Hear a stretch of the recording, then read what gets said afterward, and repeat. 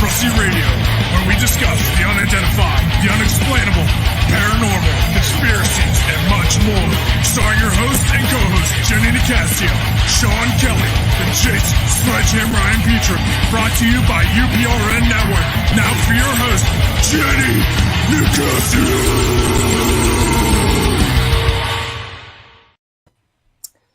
Good evening and welcome to Chasing Prophecy on FM 105.3 in New Orleans on the UPRN radio network, where we discuss anything and everything beyond the scope of normal in New Orleans. Remember to like us on Facebook, follow us, and subscribe to us on YouTube. We're on TikTok too. Happy Torture Tuesday. I'm Jenny Nicasio along with my co-host, Sean Kelly, Jason, I, and Petra, and our guest co-host, John Ventry. How's everyone this evening? Good. Happy Torture Tuesday. I'm happy as a jaybird. I'm sorry. I just saw that we weren't streaming on Pittsburgh Paranormal. So if you guys want to share the live on that, I see that we're not streaming for some reason. We got kicked off. I'm sorry for interrupting you. Go ahead, John. No, I was just going to say every day above ground's a good day. Yes. Oh my God, exactly. It'll be much more peaceful 6 feet under. Oh, that was a good series, huh? Did you guys see that on HBO? Wasn't it on HBO, 6 feet under? Yeah. Oh, wow. We got somebody from Tokyo. Oh, Tokyo. Hi, Irene. How are you? Oh. Yeah. She said good morning. And good morning. Oh, good morning. What time is it there? Irene, what time is it in Tokyo? He doesn't know. I'm just curious. Guys, we have a very interesting evening show in store for us tonight. So let's get to that. I want to ask you guys, do you guys follow the astrology, your signs, your zodiac? Zodiac, yeah. Yeah, I do. The only ones that I follow actually are the ones that I read in the newspaper, to be honest with you. Because when it comes to like I was supposed to have been born on the cusp of a certain Gemini, whatever, but what really for me is that there's a lot of, when it first was written, astrology, look at how often the earth rotated. Okay. Did it throw off the astrology chart or did it stay the same? That's my question for your guest tonight. Okay. Now I like to follow the dive right in. in the newspaper, am I having a good day or not? But before we get started, we have to do a shout out to our sponsor who is sponsoring this portion of the show. And have you guys taken CBD oil, John, Jason, No. Sean? No. Well, I use olive oil. Olive oil, yeah.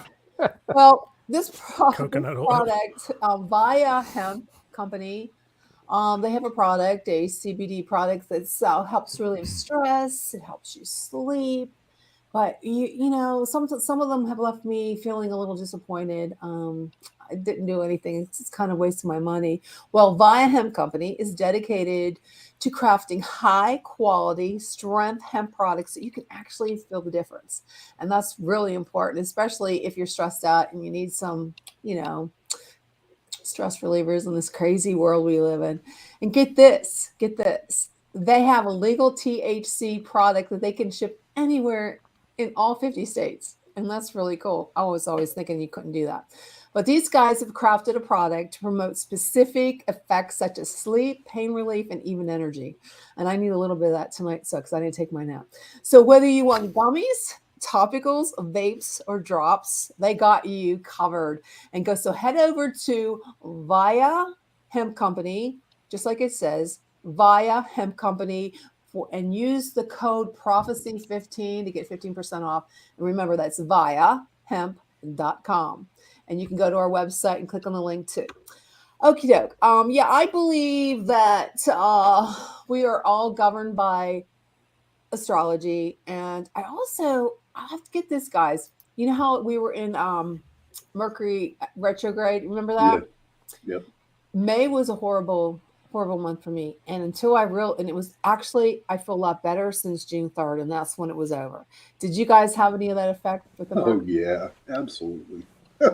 It's just a transition from like winter to spring to summer all in like the same day That's true. here in Pennsylvania. May has always been a bad month for me. I don't know why, but all the bad luck I ever have is in May.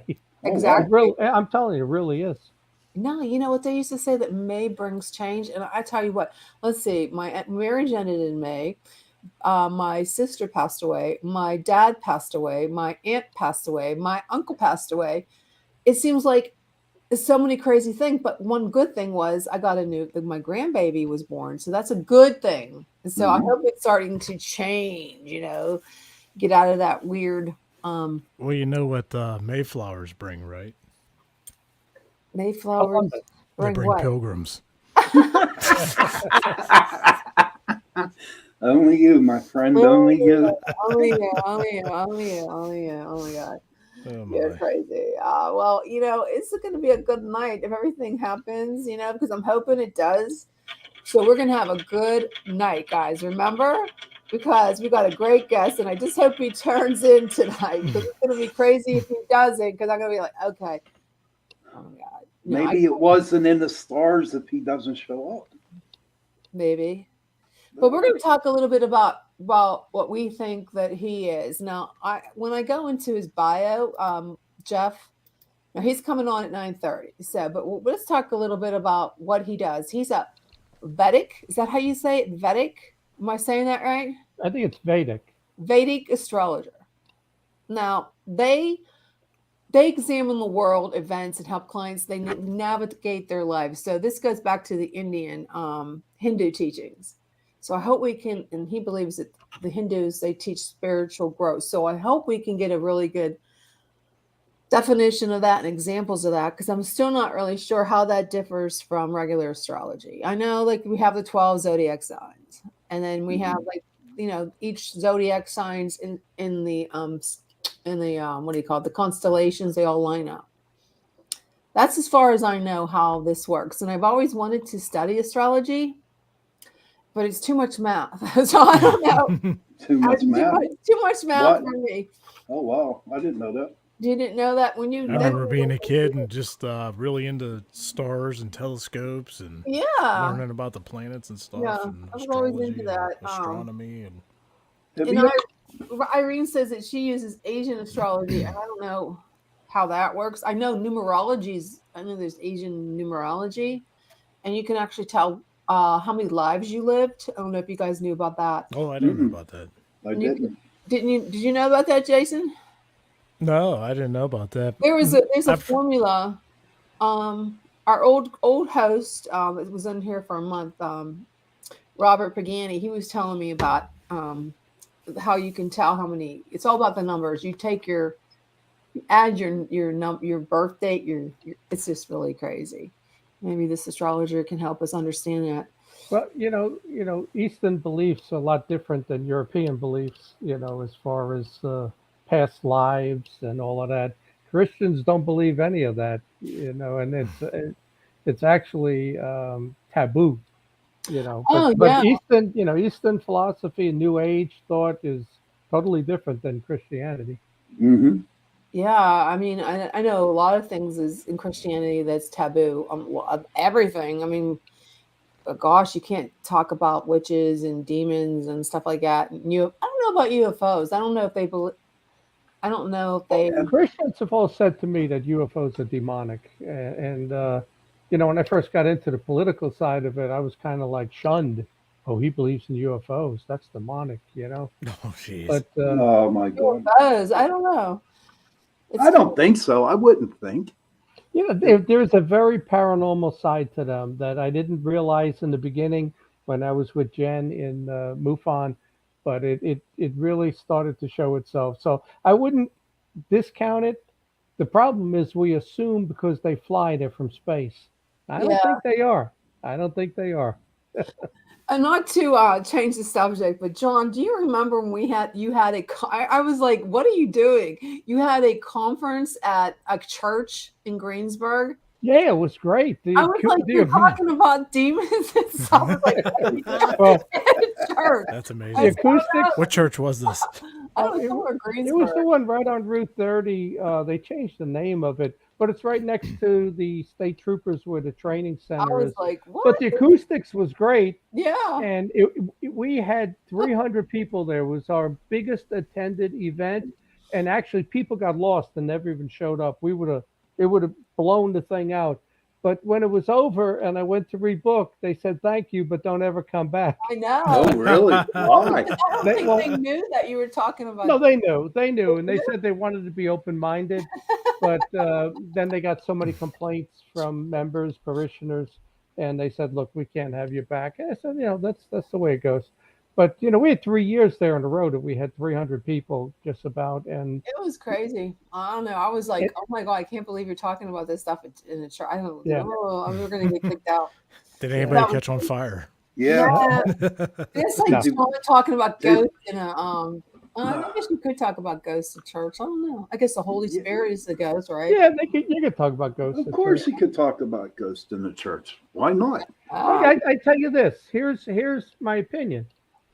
All of these paranormal things should be discussed in church. Where else should they be? The pastor should get up and tell the people about demons, about alien abductions being very negative, but they shy away from it. And that's the mistake. That's where you want to hear it, but they don't address it.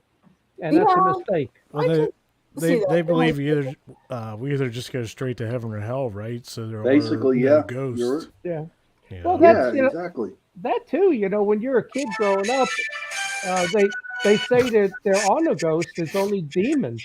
So if you're hearing noises, making contact, you're doing it with a demonic entity, not a relative or someone else attached to the house. But see, the thing is, like, how do we know that for sure? Nobody actually knows. That's what we're just people. We're living human people. The contact part of it, just to me, it seems like it has to be humans. There has to be a large number of people who just don't make it. It's like trying to play in the NBA. How many make it? 9 on each team. Yeah. But there has, how many go to heaven? Not a whole lot. So they got to go somewhere, and I think they do walk Earth. I believe that. But I don't know if we should talk about demons at church and stuff like that, because it just doesn't sound right. You should do that. I think that's where it should be discussed. But then again, my encounters with the Catholic Church, during the stuff going on in my house. Yeah, we know that. We know that. But I got the impression they didn't believe in demons. They didn't believe in the devil. Matter of fact, the priest that came over and blessed my house said, "Oh, that's just something in the Bible to scare you straight. There is no devil." Sean knows all about devils and demons. I mean, he's going to be talking about it tonight on his show. Yes, I am into the night. There's no generational curse. I believe that the sins of the father get passed down to 2, 3, 4 Oh my God! I believe my kids are paying for the sins of the father. No doubt about it. I think all the bad things that happen to people is the retribution for things that your father, grandfather did, and now the kids, grandkids have to answer for it or get thrown in the situation. Let's not clear that the kids are paying for the sins of the father. I believe that. But all through the Bible and the Old Testament, Cain and Abel, and then who else was there? Aaron, and then there was Ruth, and then there were all these people. All this crap that went on in the Bible. Yeah, I think we do pay for the sins of the Bible. Because look at us with Adam and Eve. Of course, she's the Who was it? Did someone say was it one of you guys said that? Oh, it was I think it was my son said. Not only Adam should have. She should have stood up to Eve and told her not to eat the apple. Now, why didn't he do that? Because he wasn't present when she did it. Right. And then she went and got Adam and said, "Oh, look, it's fine. You try it." And since he ran off his first wife, Lilith, he didn't want to argue with her because happy wife, happy life. Back up. So he took a bite. Back up. When did Lilith, Sean, come into the picture? She was the very first. Was she which one is the one who ate the apple? Eve. Or was it Lilith? No. Eve. Okay, when did Lilith came into it? How long it was? Go ahead, John. Tell her, buddy. Did they kick him? Did they kick Eve out and he went and found another woman, or what? How did it go? Well, not Eve. No. I just wrote an article on it and I sent it to Fate magazine and 2 other magazines I write for in Europe.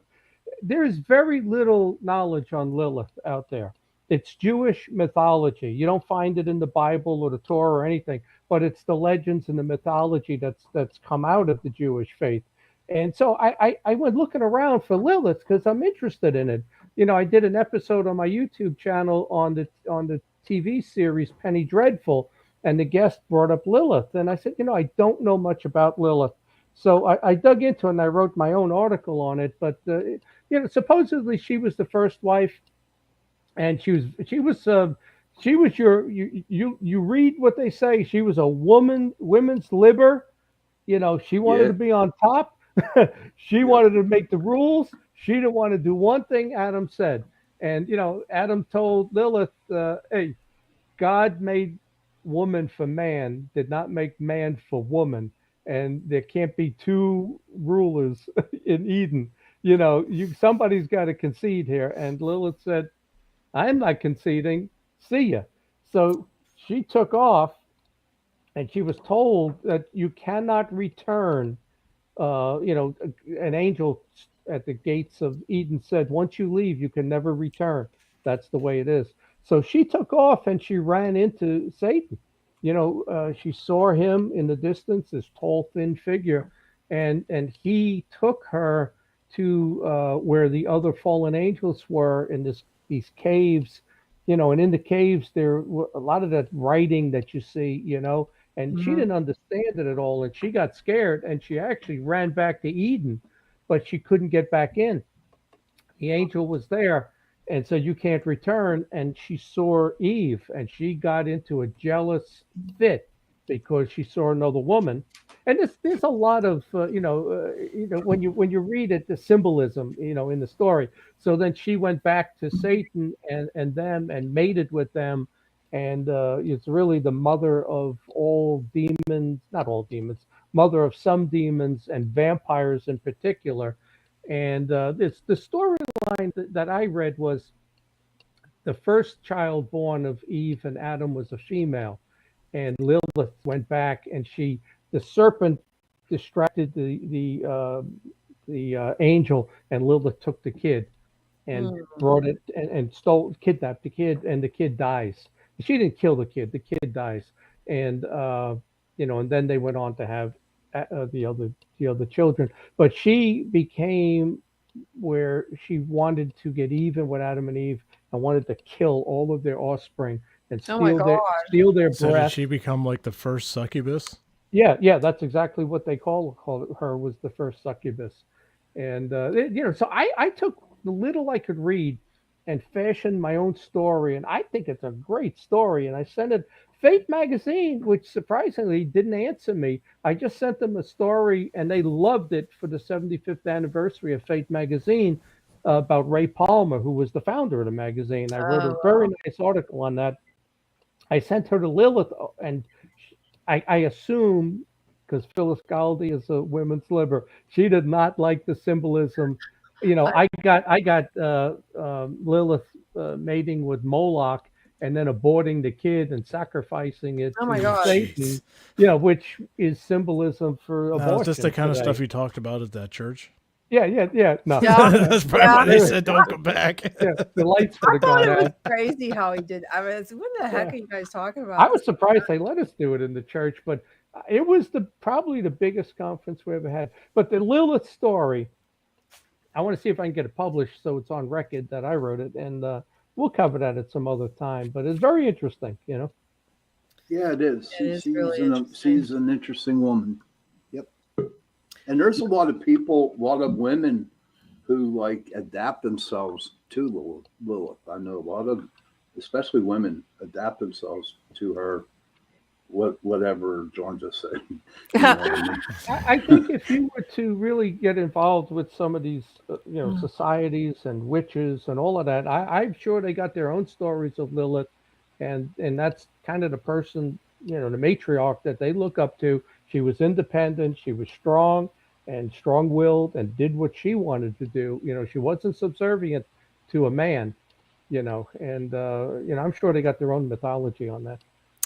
Well, we're going to go on and talk about this more, and maybe we can talk about it later in the show, but we're going to bring on our guests, and I just want to let you know that the United States and all over the world is going through some intense, dramatic times right now in existence, and we're going to see how this all plays into astrology and how astrology plays into it with our guests tonight. And I just want to welcome Jeff Harmon into the show. He's going to address the astrology transitions that we might be going through and all this crazy time. So let's go ahead and bring welcome to Chasing Prophecy, Jeff. How are you? Jeff. Hello, Jeff. How you doing? Thanks for having me. Thanks for coming in.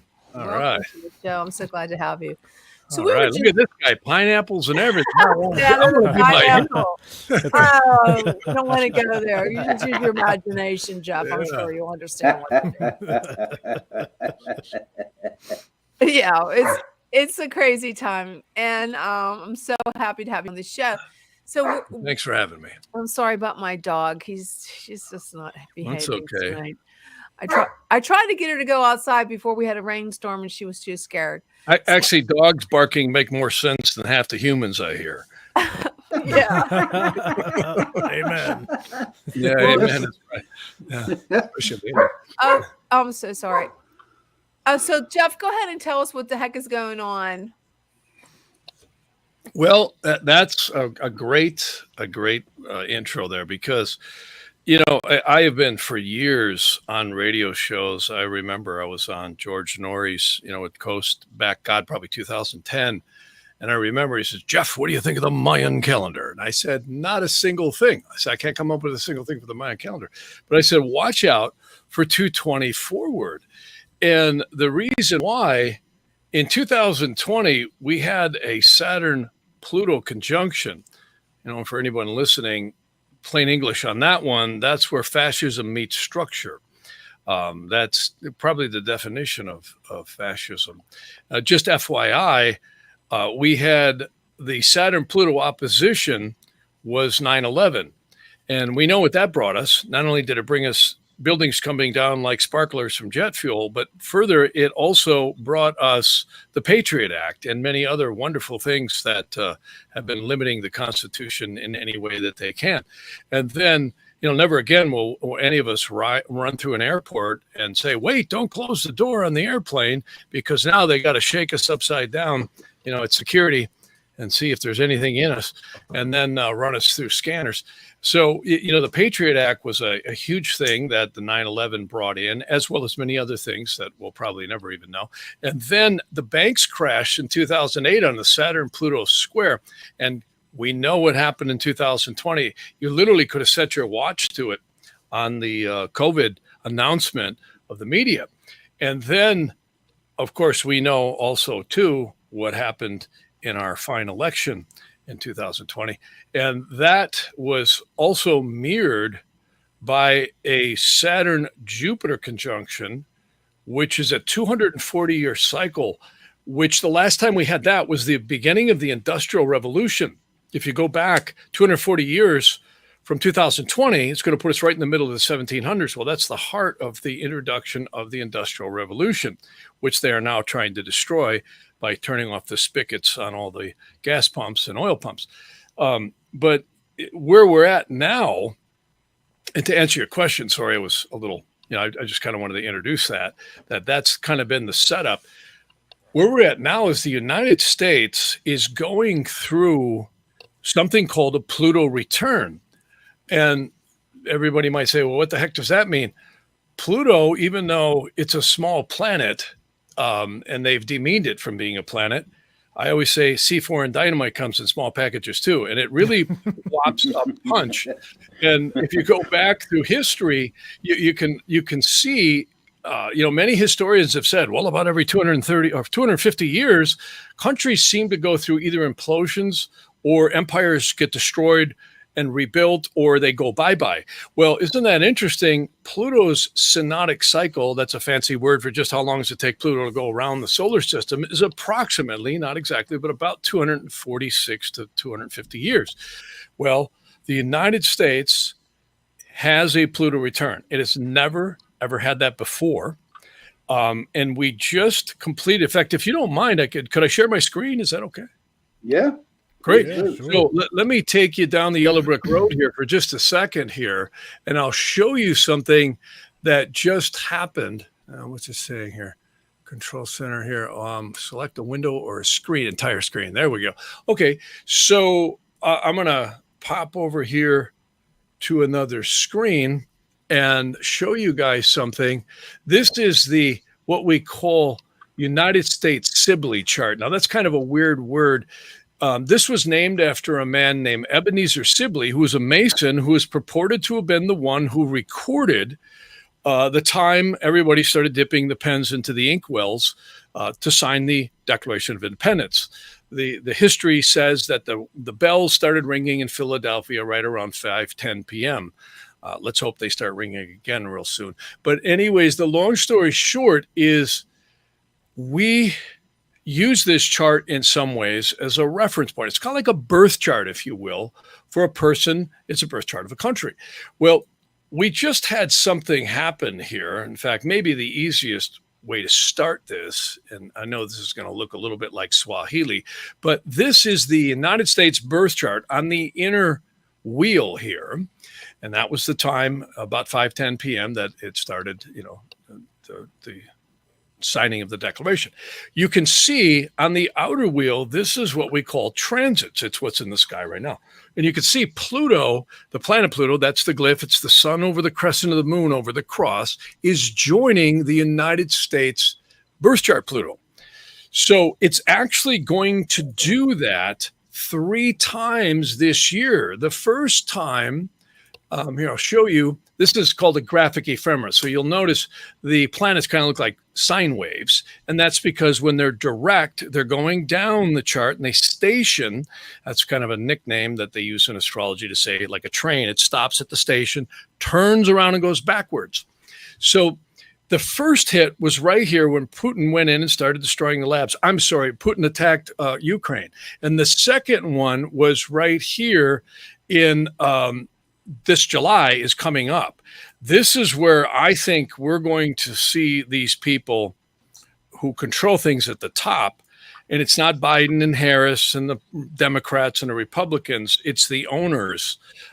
This has the symbolism of the destruction of this country. Now, I hope that doesn't happen, but Pluto is like that. It destroys. It's kind of like a tornado. When it's done, you're pulling shrapnel out of the wall, and it's very destructive. So this is the second aspect coming in this July 10th or 11th. And the third and final aspect you can see here by the dates is right after the day after Christmas or whatever holiday you celebrate, right around 26th, 27th of December. Now, you might say, okay, what does this mean? Well, Pluto, again, I call it brutal Pluto. It tends to be completely destructive. And the good news is sometimes it also means that the destruction causes the phoenix to rise out of the ashes. And I'm sure we all hope and pray that that is the case. There's no question in my mind that what's happening right now with the shutting off of all the fossil fuels and the jacking up and lodging back, log jamming all our supply trains. I mean, I'm talking to truckers and people who own fleets of trucks in trucking companies who are saying they don't know if they're going to be in business much longer, or they're going to have to raise their prices, which exponentially, again, raises the entire structural platform of society's inflation on top of it. I really believe the owners at the top of the pyramid, which are far above the politicians, George Carlin might have been right when he said, forget the politicians, you have owners. They own this place. They print the money. Wilson let them in there about 100 years ago. And the Federal Reserve is probably not any more federal than Federal Express. And I really think that's the symbolism we're seeing here. And the people might say, well, this sounds really dire. Well, it looks pretty dire. But there's another type of astrology. Many people may have heard of it. It's actually called Vedic astrology. And you can see here, Vedic astrology is kind of a pop term. Its real name is Jyotisha. And that's a strange word in Sanskrit that unpacks into the science of the light of the soul. And it really may be, in my opinion. It's an amazing astrology that shows really the power points that go on in our world. And you can see here, it shows this white etheric energy leaving death to rebirth, and of course, on and on over the hills. And yes, this also happens to women. So the point is that Vedic astrology really seems to be a very, very karmic energy. And why they bring that up, I did something known as the Naadi astrology of the United States. In fact, here it is. And you got to forgive my chicken scratch here. This is handwriting. I have to do this by hand because there's no computer programs that actually do a Naadi astrology. It's a lot of math. Yeah, it's a lot of math. But I have to do this. X marks the spot. X marks the spot. There you go. So the outer, this box that I'm tracing, this big thick box, is the United States Vedic, or what we call Naadi astrology. Here's what's interesting. These bands, even though they're a little hard to read, are the progressions. Well, notice right here, this is the Saturn progression. If you look at Saturn, Saturn is the cross over the crescent of the moon. In fact, Saturn is a very, very, very interesting little planet because Saturn in Naadi and Vedic astrology actually represents what we call collective karmas. It's the cross over the crescent of the moon, which could also represent previously concretized karmas now becoming manifest in the physical world. And the whole theology behind Vedic astrology is we are all spiritual beings having a physical experience. So Saturn is always looked at as, when is the energy going to release? When is the lightning in the bottle actually going to happen? So back to the United States, this birthday of the United States, she becomes 246 years old. Now that's okay, except Saturn, the planet of karma, is going to be over the top of the United States Mars, which is an aspect of intensity and violence, Venus, the Sun, and Jupiter. Plain English and all that one is, that is a lot of energy that has never happened before, and it hits what we call the air trine, which Gemini's air, you'll see here Aquarius is air, and of course Libra is air. So it hits the United States air trine for the first time ever. And you might say, well, what does it mean? Well, my interpretation is we are going to see unprecedented backlash and change. And I hope we do, because clearly we're at a crisis point. Right now, Biden's got the plane full speed ahead, full throttle, right at the ground, no landing gear, and he's just, kamikazing it. And I think he's been told to do that. But Biden can't even tie his shoes, let alone and eat an ice cream and read a teleprompter. So he's certainly being told what to do. The saving grace here is Jupiter. And Jupiter is God's glory. If you look at it, it's the crescent of the moon, like a parabolical dish, scooping up the energy and concretizing it into the physical world. See, the cross always represents our physical world. If you look, everything is the seed of the sun, which is the sun, the giver of life, the crucible, which is the womb or the soil and the womb of a woman or the earth, and manifestation, which is the cross, which is, again, sunrise, noon, sunset, and midnight, or the four archangels of creation. So back to why I'm bringing this up is, as dire as it almost looks like the fire truck arrives and starts turning on the hoses and putting the fire out at the 11th hour right here at 246.5 years, if my math is right. What does that mean in plain English? Well, Jupiter aspects the United States Mercury. So that could potentially mean we see a dirty word that we haven't heard for a few years called justice, that actually something might start happening that saves our butts. Nothing sure has so far. The Department of Injustice, the Federal Bureau of Non-Investigation has done nothing except what they're told to do. And the astrology supports the crap storm we have, but it also supports that it could be the midterm elections. It could be, who knows, devolution, could be any kinds of those types of things that actually take place right at the end of the year. And I'm sure, everyone listening, if they have an IQ above room temperature, certainly would agree with that, because it's really a very dire time in this country. So that's Sean, what are your thoughts on that? This is very, very. I'm just intrigued. I really am. I'll be honest with you, everybody. I'm speechless tonight. I'm speechless. Jason, it's definitely a lot of information to take in. Now, I don't know anywhere near as much about astrology as you do, obviously, but with your knowledge of everything and how it all works, is there a way to predict the end of time, the end of the world kind of thing, using astrology from ancient times till now? I know that's a question a lot of people have.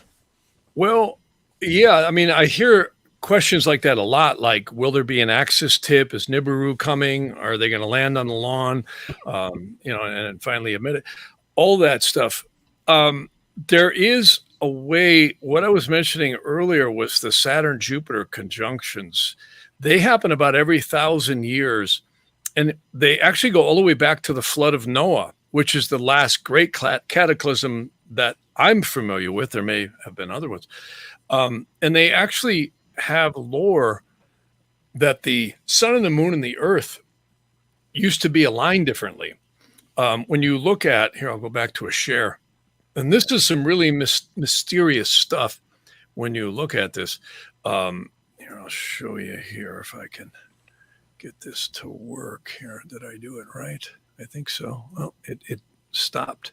Oh, there we go. Something's not going, but here, I'll do it right now again and see if it happens. Torture Tuesday. Yeah. There we go. It should be working. Tell me if it's working. Yeah, it looks like it is. This little diagram is very interesting, and it may not answer exactly what you asked, but when the sun and the moon and the earth align, we get something very mysterious known as eclipses. And of course, it either darkens the sun or darkens the moon on a new or full moon eclipse. These nodal points are mathematical, and they are where, again, the ecliptic of the earth, the sun and the moon align, their orbital paths. There seems to be something about longevity and the souls passing through this earth at this time in accordance to some of the ancient Egyptian, Vedantic, and Chaldean lore. And there may be a lot of truth to that. And I don't know that time is even real. When you think about time, is certainly real. I mean, you'd call me on the first of the month, I'll tell you if it's real, but and hit your hand with a hammer, it's definitely real. And we look in the mirror every year. But on the other hand, the rotation of the earth is a day. And to the flat earthers, I say it's still a celestial model, right? No matter how we slice this, it's still a cyclical model. And the earth goes around the cycle of the sun synodically 1 year. So what is time? Time is an illusion. And this diagram might show it best. I love this diagram because whatever your concept of God is, guy in the sky with the beard, all androgynous, whatever, it's above creation. They actually say our soul might be created right about here. this is the world's called absolute. There's no astrology up here. There's no Geminis and Pisces and rotating galaxies. They say this is really divine stuff. The seraphims, cherubims, and thrones are the classes of angels. And they say there's 49 dimensions and 49 subdimensions up here, way beyond my comprehension. The next world's down, Braya, is again where the waters of creation get more dense. And these angels rule these energies, or you could say these dimensions. The Yetziratic world, if anybody's ever poked around in the so-called Kabbalah, which is really a kind of a pop term too, but just ancient spiritual knowledge, the Yetziratic world, also, there's a text called the Sefer Yetzirah, which means the Book of Yetzirah. This is where the rotating galaxies are believed to be. And, you know, we don't even know how big this universe is. It's vast beyond our comprehension, that's for sure, or mine. They claim, and this is a mind bender, they claim there's 49 parallel universes and 49 subdimensions in each one. And if that's true, and I believe that it is, that's beyond, you know, our comprehension. Our little Milky Way might be way down here, and our solar system's here. And the last world, Zasea, is the so-called astral planes. Now, usually we get a guy with a suit tie and a microphone telling us about the devil, but it's just a little more complex than that. You have, these are the 4 fallen spirits, or angels, if you will, and then you have 8 beneath that and legions upon legions.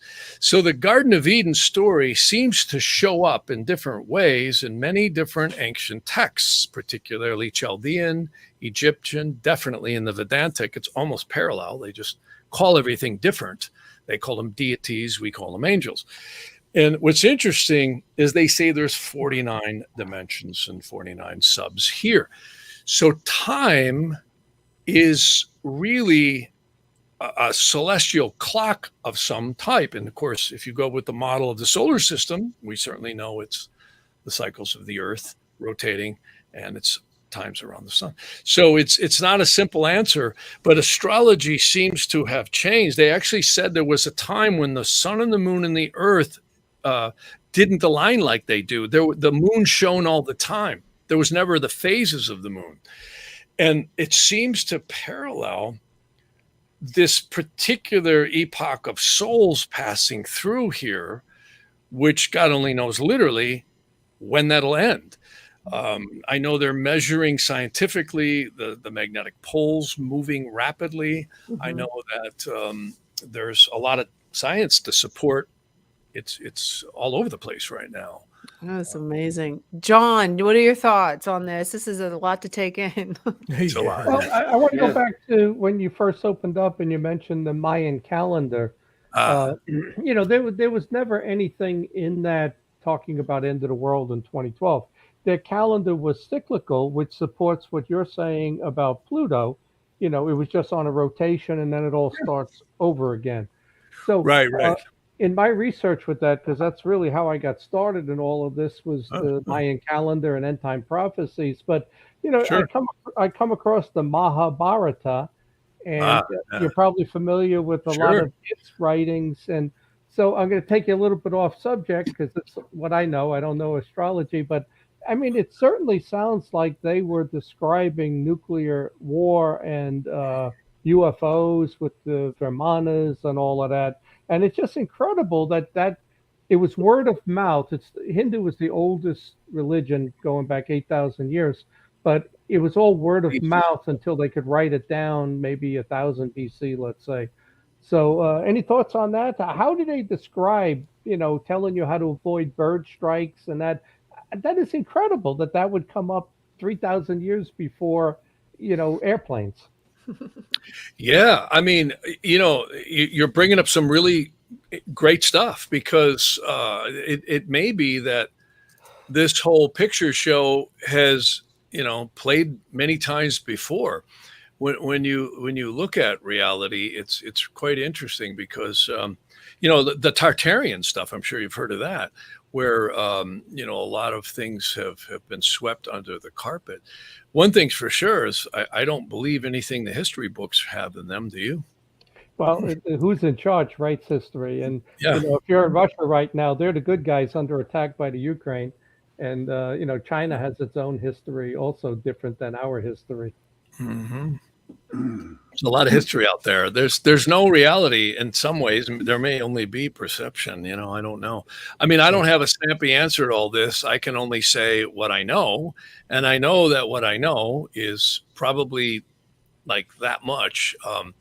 The more I look into this stuff, I mean, one thing that I can say that's always fascinated me is I've had a lot of teachers over the years. I started this study back in the 70s. My mother got me into this, and I actually was very skeptical about astrology. She would call my girlfriends to the T. She'd say, "Jeffrey, that girl's not good for you." And I go, "Well, how do you know?" And then she'd come back with this extremely accurate description. It was my mother's birthday today. She died in 1988, so I say happy birthday to you, Mom. But wonderful lady, amazing lady. She said, "Before you knock it, Jeff," she goes, "give it a shot." So, me being, into kind of science and all that stuff, I started looking at it and I went, "My God, you're right." I said, "This is, a different language, a different symbolism." And it was really quite a journey. And in the 80s, I had a recording studio. We used to do a lot of commercials, and then I got into forensics work, and it was a lot of fun.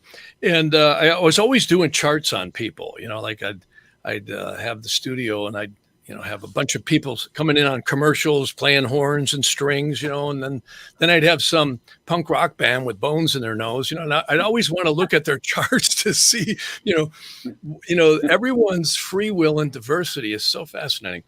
And again, that's such a great thing about America is, this is the place where you can truly be of any race, of any creed, and of any belief, and you so far have a right to hold that. And, the astrology shows that the United States, it's got its head on the chopping block. And it's really interesting how some of the people in positions of power right now are literally running this country into the ground. And it's exactly what the astrology says. You should do a chart on George Soros because it's his money behind all of this. I wonder what his chart would show you. I don't think it's Soros. I think Soros is a lower man on the totem pole. It's really interesting. Well, that's I had a teacher once who did astrology in London, and he's long gone now. What an amazing guy. He was an old man when I met him, and this is 30 years ago. And he literally did charts for a lot of these bankers, the Rothschilds and the Bilderberg. He did a lot of heavy duty stuff. He would tell them when to move money. I personally think these guys are very aware and plan this stuff. Like when you look at the Saturn Pluto conjunction, you look at 9/11, not to get conspiratorial here on your show, but again, it doesn't take a lot of research to know that there were some very questionable things that were set in place prior to that happening, particularly Building 7. And I don't care, what anyone says. The architects got zero voice. And again, George Carlin was spot on when he said, forget the politicians, you have owners. If you look at the swamp analogy, really, how can you drain a swamp when the river feeding it is far, far above anyone in the District of Criminals, which I also refer to as Washington, D.C. So there's no way that you're going to turn that faucet off. I mean, I always love to say this. At 40 years old, if you take a calculator and take 60 seconds times 60, it'll give you a minute, times 60 is an hour, times 24 is, and at a billion seconds, you are just a little over 40 years old. At 80 years old, you're just about 2 billion seconds. I took and calculated, just for a reference analogy, just to wrap my head around numbers.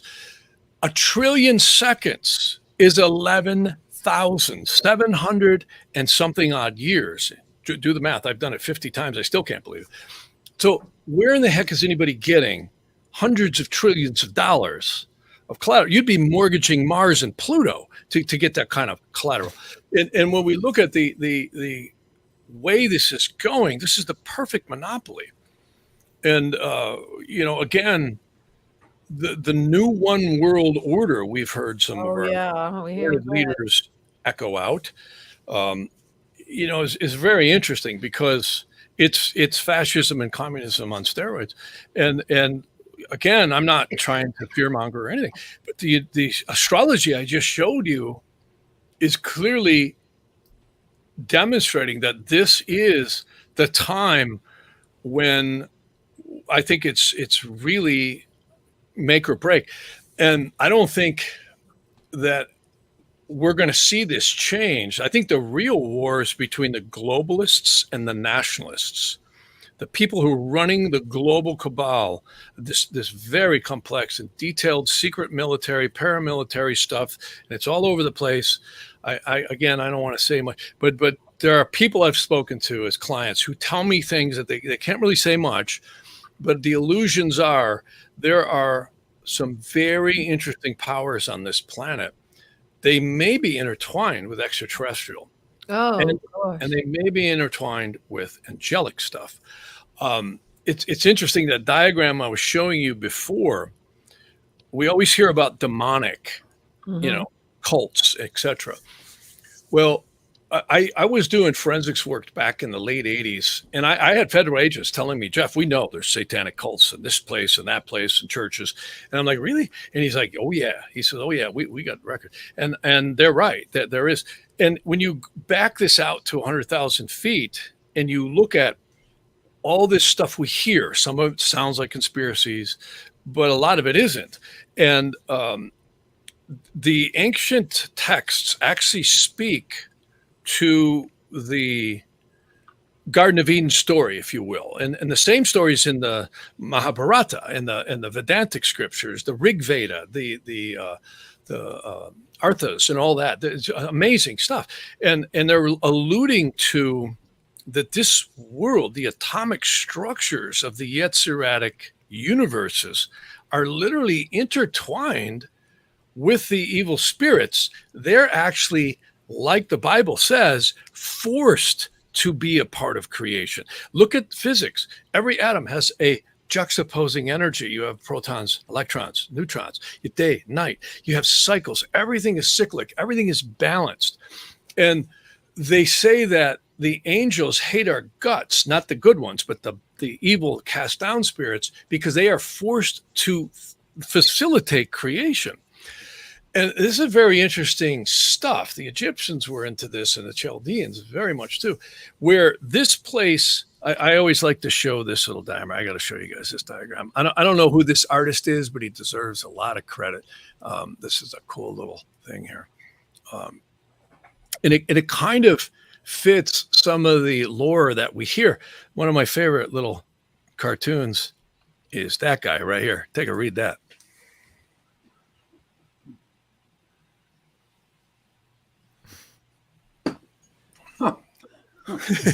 So, it's kind of like, when you pull that one in, you go, yeah, it's kind of like that sometimes. But it's like this place in the Vedantic literature talks where literally this might be a place. The religions had it somewhat maybe correct, not totally, but that this is a place of purification and rectification and experience of the soul. And if that's the case, I mean, look at history. It's all marked through war. The United States, by the way, just completed something last year when Biden opened the borders and said, come on in, folks, and get your free money and get your free plane ride anywhere in the United States. That's when Neptune was squaring Mars and opposing Neptune. Then the Afghanistan debacle happened right here, which was September through August, right? And then the final hit was right at the big Ukrainian issue here, which was the final hurrah. Do you know the last time that this happened was 6 months before the Civil War in the 1861? That's the last time this happened. Yep. So we've been to this barbecue before. The one we haven't been to is the Pluto Return. So what I'm trying to say here is, boy, if we've ever had a crap storm, it's on our plate right now. And I think it's far worse than the media is telling us. Oh, I agree with you. Now, with you doing all your charts and stuff like that, after the third Pluto takes place, is things going to turn around and look pretty decent, you think? Well, that's, my friend, I hope so, because let me tell you, this is exactly what I'm praying is correct in my math. If you take July and add 6 months to July, that's going to put us just at about January, the end of December, beginning of January. The cavalry may ride in and save us at the last minute. Because Jupiter will hit the United States water trine. See, in Naadi astrology, that's a whole different type of astrology. See, the water trine will aspect the United States Mercury and the ascendant, which is a good omen because Jupiter is literally God's glory, and it may save our butts, and I pray it does. If some of these people love their grandchildren and their children, boy, I think this war is going to be won at the top of the pyramid. I really do. I don't think it's going to happen down here in the District of Criminals, though it's probably when we see that happen, when we actually see DC doing something, that's probably when we know something at the top of the pyramid happened. That's my. I do have one more question now. Since astrology started now, with the Earth rotating, wouldn't the planets line up differently according, say it moves a couple meters? Wouldn't that affect the astrology of? It would. You're exactly right. I don't know because I don't personally have any direct measurement tools for that. I can say this. There's an old guy that I used to work with, and I really like him. His name was Robert Hand. People may have heard of him. He was, in fact, he's still alive. My mother studied with him. He actually was involved in the 70s because I actually started computers BC before computers were really around. And I know the very first computer programs, they were working with NASA to actually align where the planets are. And at least at that time, I could tell you up until about the early 2000s, the astonishing synchronicity of the planets was so accurate. They were to the millisecond. So even though we've had axis tips, etc., to my knowledge, you'd need to, because of the circumference of the Earth, get an earthquake or a tsunami that would move the Earth 100 miles before you'd even get a 1/10 of a degree of shift.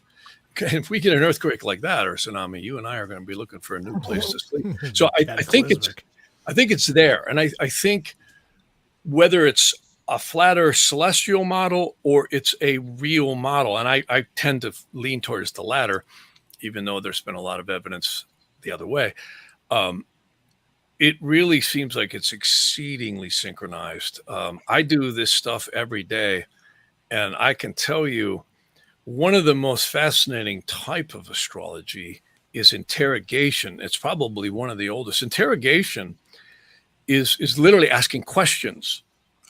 Or you can just ask a question. It's like a psychic reading. It's like remote viewing. And you literally can cast a chart for the moment. It's not your birth chart and get an answer. And what that proves to me is this is an interactive consciousness. And, I always forget Trinity, Neo, and Morpheus. This truly may be the soul matrix. It really may. It's so interesting. It's so interesting. And I'm sorry to answer so long, but I really think, so far as I can tell, with the tools that I have in computers, it's right there, man. It is a perfectly timed, synchronized clock. That is something else.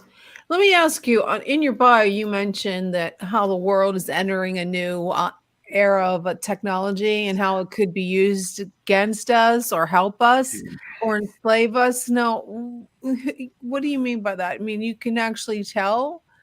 Well, the Saturn-Jupiter conjunction, the last time, yes, you can. The Saturn-Jupiter conjunction that happened in the 1700s ushered in the Industrial Revolution on the winter solstice of 2020, which is right when all this crazy stuff happened. Well, look what we saw. I mean, we saw technology as a double-edged sword. I mean, look at, we're all sitting here at different parts of the country. I know. And this is amazing to be able to do this. And then look at the censorship. Look at some of the bioweapons that are out there right now. I personally think there was a lot more to that pandemic than meets the eye from the doctors I've talked to. Yeah, that's all I'll say on that one. But I can say it certainly seems like we are in an era. I think it's going to get like the Jetsons in the next 10 to 20 years. You really do see that? Oh, I wish it would with the little hovercrafts running around. Yeah, I want it with traffic out here in LA, no doubt. I've got a motorcycle.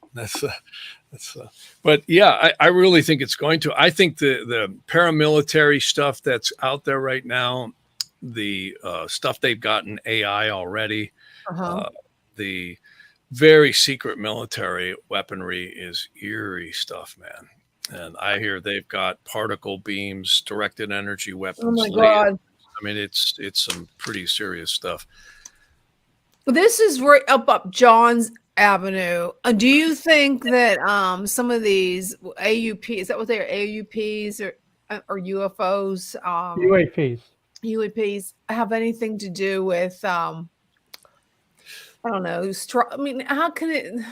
I don't know where I'm going with this, but astrology play into any kind of what can I say here? Alien situation. Yeah, alien situation with astrology. Or John probably can help me on this one. Do you think that could be what's going on right now? Do you think that? I think it's been going on for a long, long time. I was talking to one guy. Some Marines right off the coast of California. They're measuring stuff coming out of the caverns underneath Zuma Beach. For anybody, you guys are old enough to remember I Dream of Jeannie and all that stuff. Yeah, the stuff out there, Gilligan's Island. And it's amazing what they see coming out of there. And you can actually see that on Google Earth you can see the caverns. But I know when I was growing up, in the 60s and the 70s, man, I can tell you, man, I saw some. I grew up in northern Wisconsin. It's like Dukes of Hazzard up there. Oh yeah. And way up like near the Canadian border. I was just up by Sainer and Minocqua, Woodruff, Eagle River. I don't know if you guys know where that is, but it's way up there. And the stuff I saw, I had motorcycles shut off, like literally shut off. It would just kill the electricity, and the next morning I'd come back and it'd run. And I would see pulsing spheres, and I've had missing time, and there's no. I mean, look at Skinwalker Ranch. Oh my God, Skinwalker Ranch, yeah. Just a little bit of trivia. That term UAP, which everybody thinks is the new word for UFOs recently created, it's not. If you read Project Sign in 1948, that's exactly the term they used was UAP. Oh. They didn't say flying saucer. They didn't say UFO. No, but that's why I'm a historian in the UFO field. It was used in 1948, and they resurrected the term. Well, Corso, you know about Corso, and all the stuff that he said. Yeah, it's interesting. My wife Camille used to write for UFO magazine, and about 25 years ago, we got to meet all these guys, and it was a lot of fun. And a lot of these people are passed away now. But Sean missed the question there. What's that? On your chart, go back to your 4th level chart. I saw that. And you saw it, right? You have Satan and Lucifer as separate entities. I was going to say that too, John. Okay. Sean. I was waiting for either you or Sean because that's a debate. Dude, I was so engrossed in what he was saying. Yeah, I that's saw I that. saw it there. You know, so what's your Thank thought? you, Are they two John. separate Thank you. entities? Like I But, said, but everybody. I'm not We following were- you. Okay, we had a conversation at the beginning of the show. Oh. Sean's doing his Oh. show Into the Night about Satan and Lucifer being two different entities, and I was saying that I don't believe it. I think that they're the same person. That's just a different name that they use. So you have them as a separate entity too. You have Satan and I Lucifer. do. Well, I don't have them that way. I'm really, I don't ever like to come off like I know, because you know what? I know they don't know. I humbly submit that this is an extraction. I actually created that diagram in an old program that I have just for a way to talk about things. Okay. The Kabbalah and all this, they're kind of pop terms. I mean, this stuff is very ancient stuff. And I've got a lot of documents that I love to look at and compare with other people. And it's clear nobody really knows. But it's supported. One of the better texts on that was Rabbi Maharil. He lived in the 14th century. Ibn Israel was in the 11th. And then, of course, there's like Dorotheus. He was 300 BC. Some of this stuff is really amazing. And these and the Vedantic stuff, too. It purports that these deities, we call them fallen angels, are literally separate entities. We have these meat suits called bodies, and our egos are contained in the spirit, psyche, and soul within this. And it's interesting because let me go back to that diagram. The whole subject of angels and spirits is such a fascinating, overwhelming, issue. This particular. Let me see if I can get to that now. I don't know if I'm sharing. Yeah, there it goes. It's a very fascinating, concept. They say these four were cast down, and there's 8 beneath those. And I can't rattle off the names, but I have them in a text behind me. And they literally are forced to be involved with the elements of creation. And they seem to all have different ways that they interact with what we would call atomic worlds, but they also seem to have an interaction directly with the etheric forces of life and death, which is very fascinating stuff. Because doctors will say, well, he's got a heartbeat and he's breathing and etc. But they say the guardian angel attaches the spirit, psyche, and soul to the embryo by silver cord at conception, not at birth, at conception. Yeah. And then the period of gestation for most women is approximately 9 months. And when the water breaks, they say that it's actually forces by the angels when that child is delivered.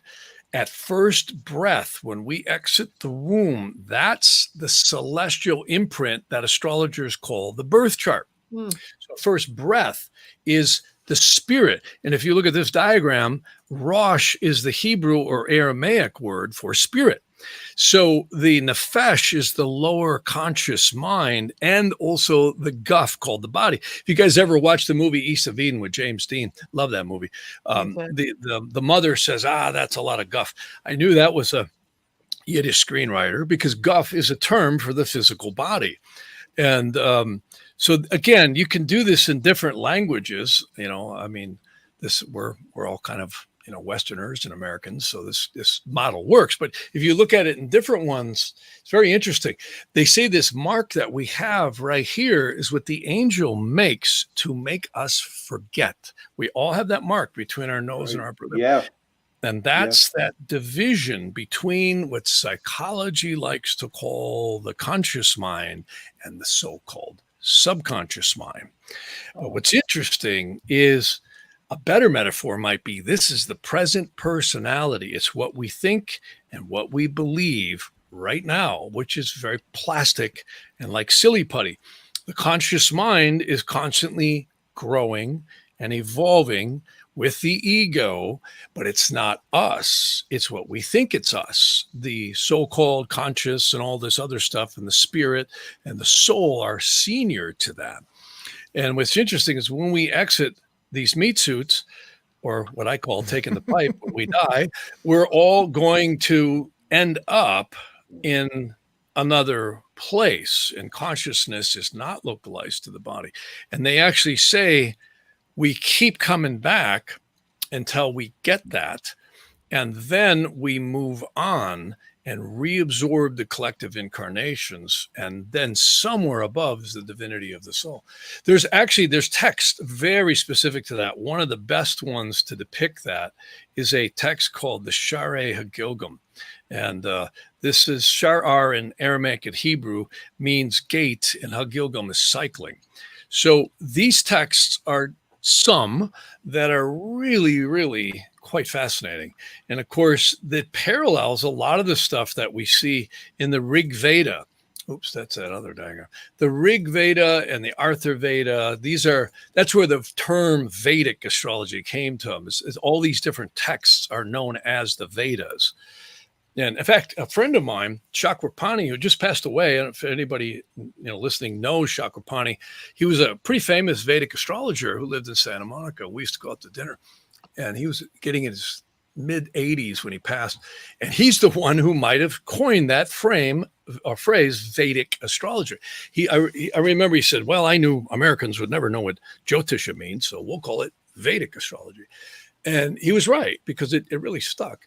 And it's kind of interesting because these are very obscure texts. They're kind of like the Bible. It's metaphorical. You can read them 100 times and you'll certainly get something out of them. But the secrets, I think, are lost in the translations because the cryptology is where it's at. See, if you look at the ciphers, like a lot of people have heard of Exodus, right, in the Bible. Mm-hmm.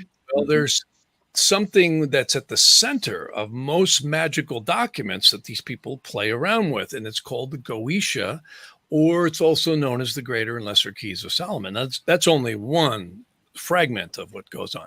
Very dangerous stuff. And it's to do with the encrypted 72 angels in the Bible. But the problem is the Vulgate translations screwed this all up.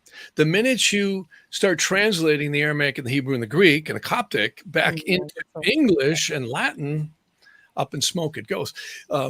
So the ciphers known as codes, and it's called gematria, numerology, Tamira. There's all these secret codes that are in this stuff. And the 72 angels actually are encrypted into the firmament of the zodiac. The same thing happens in the lunar mansions. You can see this is the Earth. And in Vedic astrology, there's 27 lunar mansions. And very interesting stuff because they believe the spirit passes through the sphere of the moon, which is a very mysterious little orbiting body, as you guys probably well know. And when we incarnate, or that spirit's tied in, the position of the moon in this zodiac has to do with the time elements called doshas in Vedic astrology. It's a very complex system that shows, when things happen. And the fascinating thing is, you and I will all exit this body when the south node, known as the K2 in the eclipse points, matches your Saturn, and the north node by progression will match the Jupiter. We're out of here. And so life and death, and you hear in the Bible where, the saints and the prophets used to live 700, 800, 900 years. Mm-hmm. That may be true. I really think it is. And I think the position of the sun and the moon and the Earth's ecliptics have a lot to do with that. And I think it's going to be souls passing through here on their journeys that will actually cause the angelic forces to move the Earth.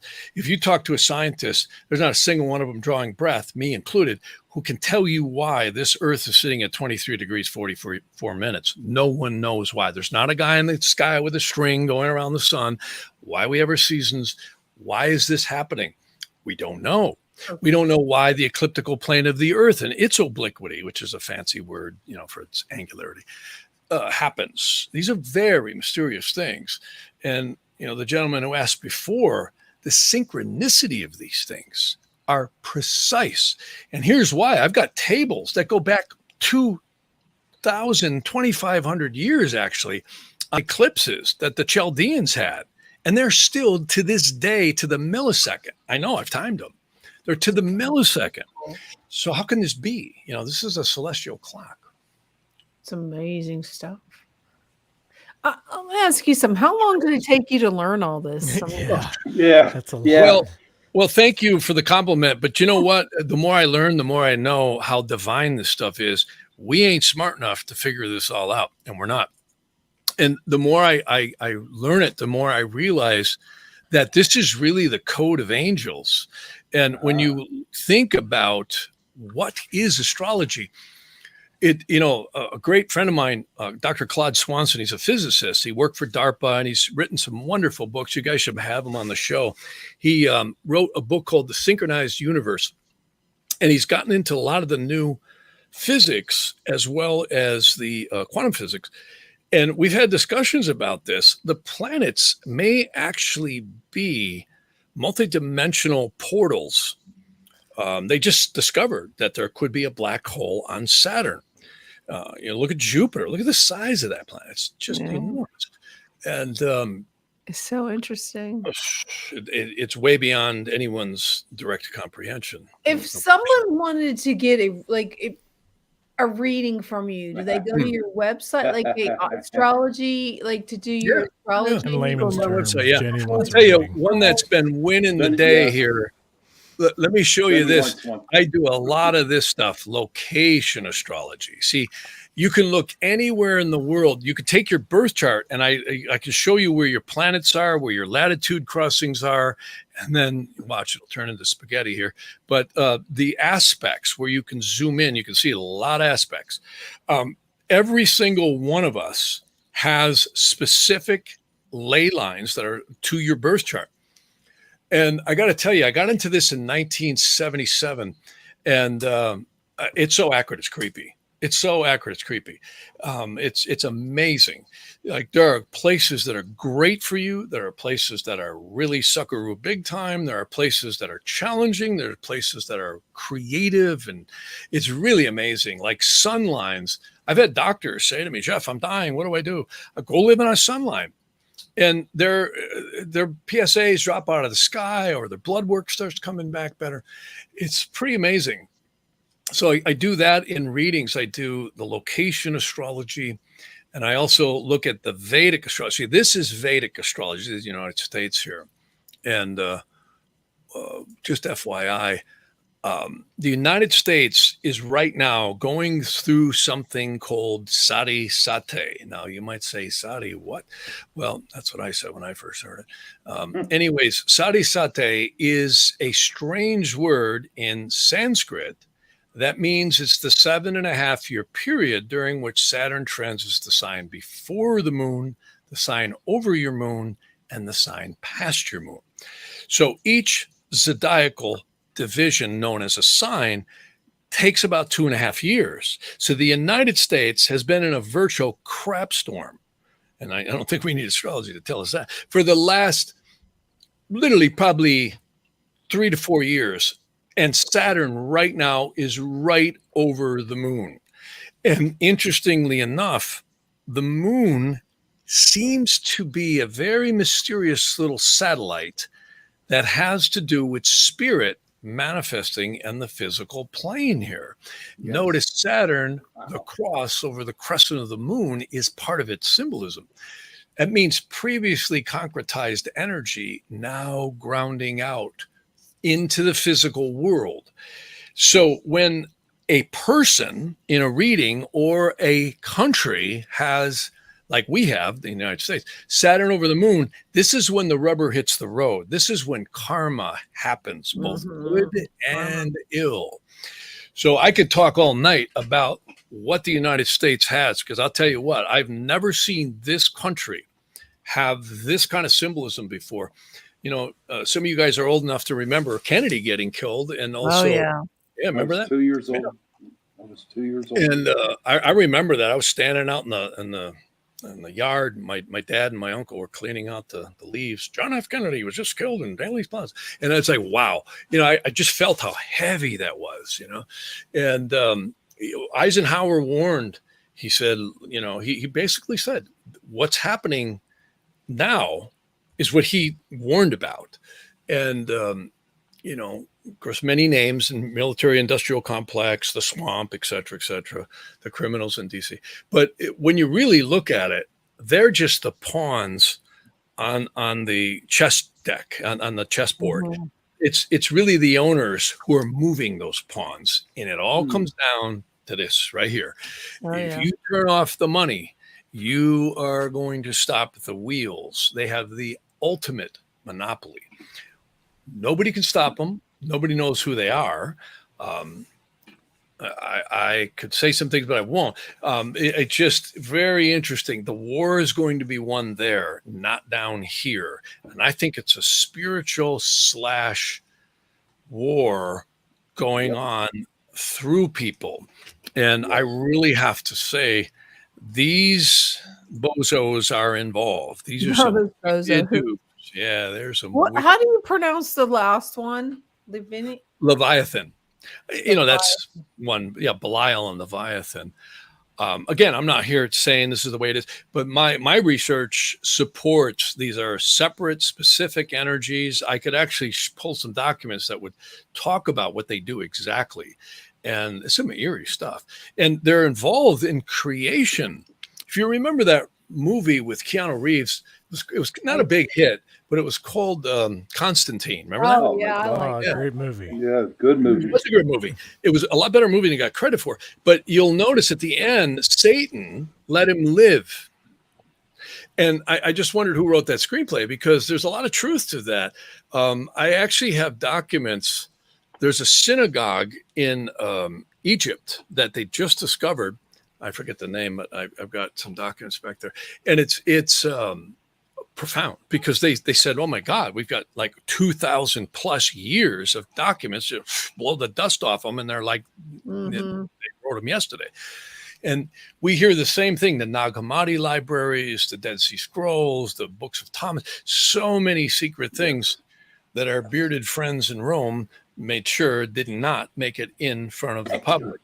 Yes. Yeah. Those are the nice guys murdering each other, deciding what Christians would believe for the next 1,500 years. Thank you. Evil. Thank you. I'm sorry. I'm excited. Mark, when somebody wants to get a birth chart or like astrology, how do you know who to trust? I mean, there's so many. I get tons of them in the email. Like, let's get your reading, get your birth chart, And I was, as a child, like a teenager, I sent away. It was somebody in California. Yeah. I love your diagram behind you. That's really cool. You like that? Yeah, I love it. It's great. Like, how do you know? I mean, it's so much math. I mean, so who do you know to trust? I mean, well, I wouldn't trust anybody. I mean, I think there's some really good people out there. I can tell you, I'm so grateful to have computers.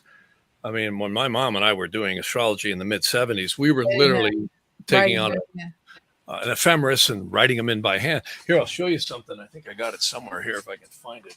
I don't know where the heck I put it, but this is a really cool old device. It's known as an astrolabe. If I can find the doggone thing, I don't know what I do with it. But it's literally a device. I don't know where I put it. I'll spot it here in a minute. But it's literally, they would run outside and take the shadow. One of the most famous, what I call him the caboose, he was William Lilly. He lived in England in the 1600s. He was the one who told King George not to go against Parliament or you'll lose your head. And this is what he looked like. This is William Lilly. It's a really cool plate. That's him right there. William Lilly, he died in 1681. He was actually a parliamentary astrologer. And when you go back in time, Galileo, all these, Newton, they were all astronomers. Well, guess what? He called himself an astronomer. See, prior to the Industrial Revolution, astrology was astronomy. That was before, the division of science and church and all that stuff. And the Industrial Revolution, which really marked history. And when you go back into the Middle Ages, I call him the caboose. He was like the end of the traditional astrology. He's the last of them. When I go back, one of my favorites is Naadi. He was in Italy in the 11th century. And then there's, so many. I could rattle off a ton of them. And I was really blessed to get around a lot of these researchers who are doing translations. And I've got a lot of these texts that I've had a look at, and it's fascinating stuff because you see how much a part of culture was astronomy. Kings and queens use it all the time. Generals use it. I have one text, Naadi, he would literally have generals that he would tell, well, don't go to war now because you'll lose. Yeah. But if you go with this one, you're going to win. And they would. And, this is, really fascinating stuff. And there's many types of astrology. See, a lot of people are familiar with their birth charts. Mm-hmm. But location astrology is specifically looking at your energy across the globe. I'm doing that all the time right now, and I include that in my regular readings. And then there's interrogation. Now, some astrologers call it horary. I hate that word. It sounds like it's got hair on it. And prashna, they're all synonymous. They're all the same. Interrogation, horary, and prashna are one and the same. It's asking questions. You can ask about anything. You don't need your birth time. And that was really the ubiquitous tool that most astrologers use because people didn't know their birth times. A lot of people today don't know their birth times, And I don't know mine. You don't know yours? I know. Well, I know Pisces. That's as far as it gets. You got to give her one. You got to give her a reading. One moment. We just got to take a quick break and sure. Shout out to our. You may not even be a Pisces in Vedic astrology. See, you have something called the precession of the equinoxes. Oh, okay. It shifts. Just pause for one moment. Just do a shout out to our sponsors who's sponsoring the second hour of Chasing Prophecy. Thank you, Carnation, for sponsoring. This is brought to you by Carnation. But thanks, Carnation. Yeah, I was born on a full moon. I was supposedly told, and I'm a Pisces, as far as I know. But it's right, let's crank you in there. Well, okay, what's your name? Jenny. Jenny. All right, and give me your last name. A what? A Nicasio. Nicassio. Like Picasso with an N. Like that? Nicasio? Nicassio. Like that? I can't see. It's like. Yes, that's correct. Yeah, that's correct. Right there. Okay. Sean, month you can't see year. either. What's your month day year? March 9th, 1963. 963. A lot of nines and a lot of threes. What time? I was born at 4:00 p.m. 4:00. Even? Even. Uh-huh. I'll bet you weren't. Let me take a second. I'm going to see if I can read it. Maybe it was 4:36. I don't know. I don't remember. I have to go find my birth certificate. You got to look at your birth certificate because that's really important. You want to get as accurate as you can. I know my time.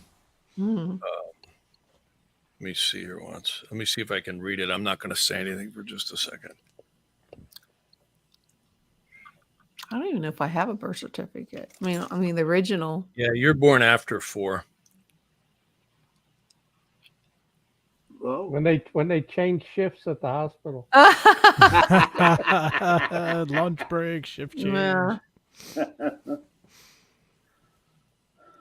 Probably didn't want to be born. That's probably. This is a very I was born during the interesting graveyard show. shift. You might be 4/26/21. I can't Yeah, be sure. I thought it was 4:36. I don't know why they keep sticking out to me 4:36. It's a little hard because I'm not as concentrated on the show. See, 4. What did I say? 26. What did I say? 21. 4/26/21. I think that's it. That'll be close enough for this. What state? Pennsylvania. Pennsylvania. All right. I ran out of gas once in Pennsylvania on the turnpike. You don't want to fill up now. $5 a gallon. So what city were you born? Pittsburgh. Oh, Pittsburgh. All right. Never left, huh? Oops, I forget to put an I in there. There you go. It'll catch it. Isn't there a G on the end or H at the end? I can't remember. I can't spell Pittsburgh. I can't either. Thank God for computers. There's an H on the end if you need it. Yeah, there's an H at the end. Pennsylvania, Pittsburgh. Oh, yeah, you're right. There is an H. There it is right there. Here, let me copy that. This program is a bit quirky. So that's because I'm tricking it to do some stuff. Let's see if it takes it. Yeah, it always does that. Hang on. I'll get you back to Pennsylvania. Oops. Get you out of the land of fruits and nuts here. There we go.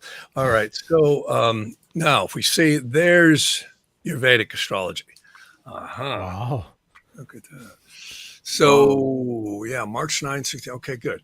So Crazy. see, you're in a Jupiter Dasha right now. Wow, you're pretty intuitive, aren't you? Mm-hmm.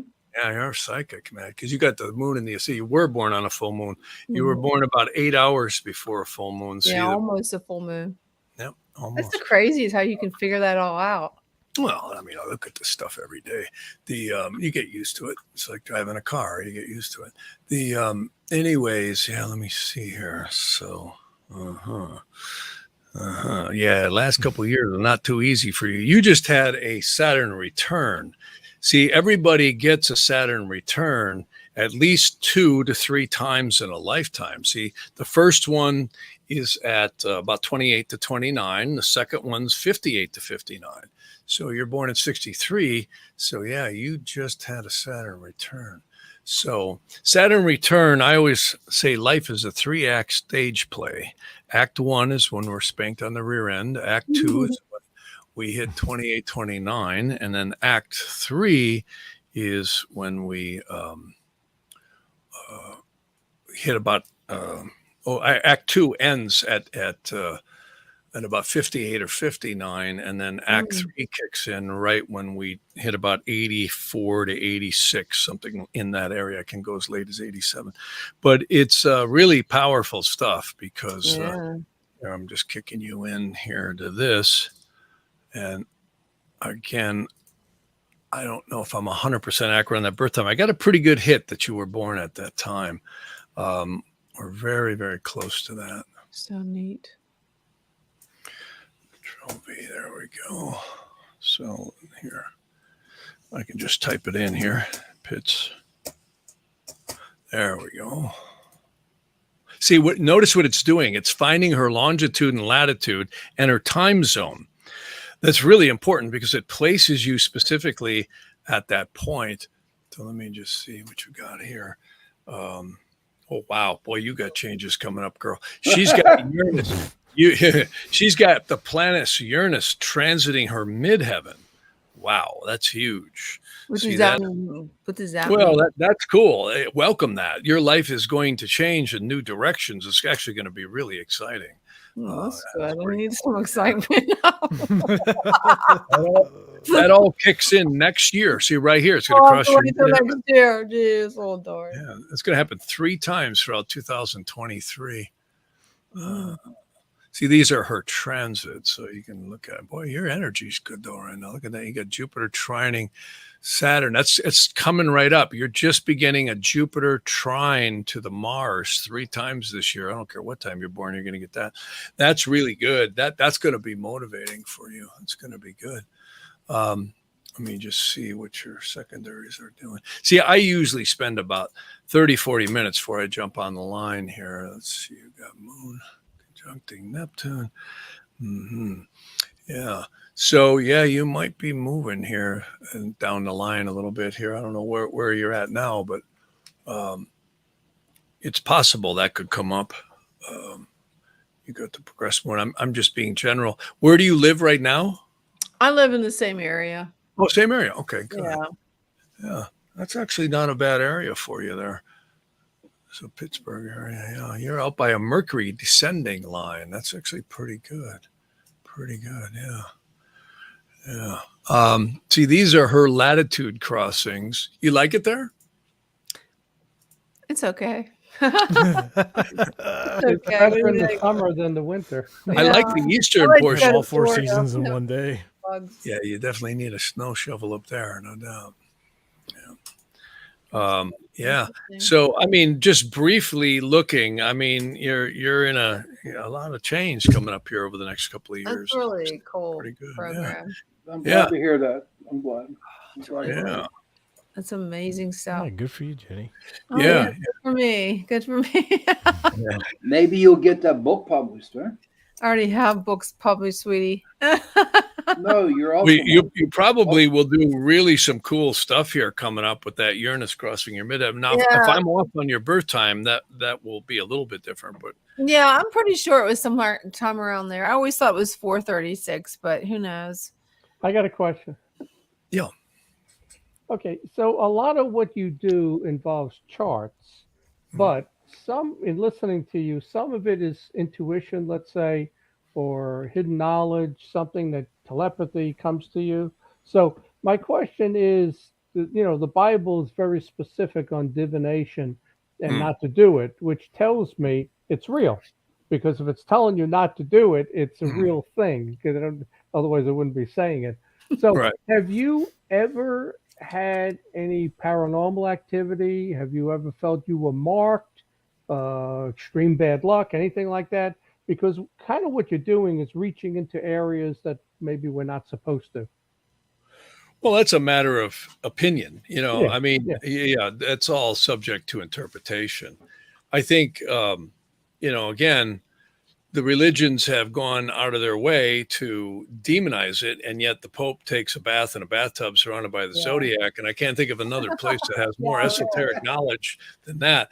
And again, not to dispute that pontificated organization, but when you look back into many texts, I think that could be interpreted a lot of ways, because divination is different than, again, I think what they really frowned upon, and I do too, is using this for nefarious purposes, trying to hurt people. Black magic, all that stuff is really not good. There's karma. I'd have to say, the only ones that said that, it seems to be the derivatives out of Rome and some of the interpretations of the scriptures. I look at it this way: is if you don't want to do it, then don't do it. Don't do it. Yeah. But have you ever If you feel it's evil, then you shouldn't play with it. Have you ever come under any sort of paranormal, demonic attack, had paranormal activity in your house, anything like that? Yeah, I have. When I clear people in places, I have had some really dangerous stuff happen. Yeah, sometimes I have worked with people where we will clear people. A very interesting book that you should check out it's called the Magus of Strovalos. It's a really interesting text. It's about this healer who lived in Cyprus. Many people have heard of him. A lot of people know him as Daskalos. And he, again, was a healer, amazing, a Christian healer. And, he was accused of all kinds of bad stuff. And yet some of the top people in the religions would take classes from him. And because, the world is always trying to attack one another. And I think it's really where your soul's at. If you're trying to help people, that can't be a bad thing. If you're trying to use astrology in a way where you're getting over on people or taking advantage of people, I think that's a very bad thing. And just like in business, it's a bad thing. I mean, you can extrapolate that into any area of life. If someone is trying to, it's like attorneys. there's some really bad attorneys who know how to manipulate things in a very bad way, and they do. And then there's some really good ones who actually try to help people. Any stories on paranormal attack on you, or when you were clearing somebody, like the most heinous thing that happened? Any stories to tell us? Yeah, several. Yeah, I mean, there's always danger. We want the worst one. You want the worst one? Well, I don't know that I got the worst one, but I'm still here, so it couldn't have been. Well, that's a good sign. I pinch myself. Yeah, But I could tell you one story. It was really quite interesting. It was a guy he's a very dear friend, and I've known him many years. He actually was working with some remote viewers. I actually do a lot of work with remote viewing people. I've had without mentioning, I've been hired to do a lot of research as to why remote viewers. Now that could be extrapolated into divination as well. Right. But yet, it's the military, it's okay. So, but these guys are really smart, and they wanted to know. There's this a couple of groups that I've been working with over the years, where I've actually done studies like, okay, does astrology, or better yet, I hate the word astrology in a lot of ways, does the astronomy or the celestial mechanics of this Earth interaction with the fixed stars and all that have any effect on remote viewing? And the answer is it absolutely does. We have found that targets, some really pretty smart decorated officers I've worked with, that literally we have found their targets were more accurate when certain ascensions were happening and alignments with the moon, fixed stars, and more importantly, transits and progressions to their charts. So in other words, in your astrology or your birth chart, whether you believe astrology or not, doesn't matter. It's just energy. And when you get past all this religious dogma, it's really divisional. I mean, I don't know if you guys are Christian or Jewish or whatever, but I can tell you that, they did find them with the alignment of the stars, the three wise men, right? So it can't be all evil. And this is an interactive consciousness, and it's also a what I would say a consciousness that seems to be about purifying the soul. And if there's one thing that Vedic astrology has demonstrated, to me at least, is that, wow, can you see? I just had a younger brother died. He was 60 years old, and he called me up and said, Jeff, he said, you think I'm going to make it? And I said, well, Ed, I said, put down the cigarette and the beer and maybe that could help. He had a colostomy bag and, he was really not well. Good guy, really good guy. I always liked that. He was my adopted brother. He was Indian. And we adopted him when he was about 8 years old. And it didn't look too good. And he died. And it was right on with the astrology. And, to me, astrology is not the work of the devil.